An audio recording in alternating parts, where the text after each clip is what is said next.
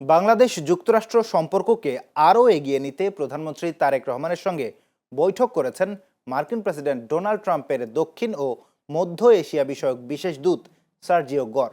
আজ সকালে 9:30টায় রাজধানীর তেজগাঁওয়ে প্রধানমন্ত্রীর কার্যালয়ে এ বৈঠক অনুষ্ঠিত হয়।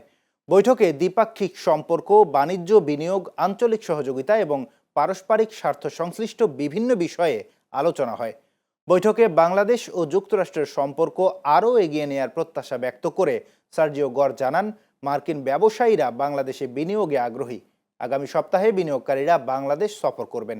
এর আগে 3 দিনের সফরে এসে তিনি পররাষ্ট্রমন্ত্রী খলিলুর রহমানের সঙ্গেও বৈঠক করেন এবং কক্সবাজারের রোহিঙ্গা ক্যাম্প পরিদর্শন করে সার্বিক মানবিক সহায়তা কার্যক্রম খতিয়ে দেখেন।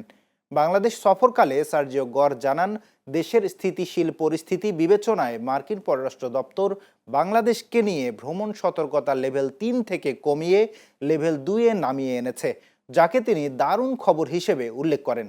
সব মিলিয়ে এই সফরকে দুদেশের ইতিবাচক অগ্রগতির প্রতীক হিসেবে দেখা হচ্ছে।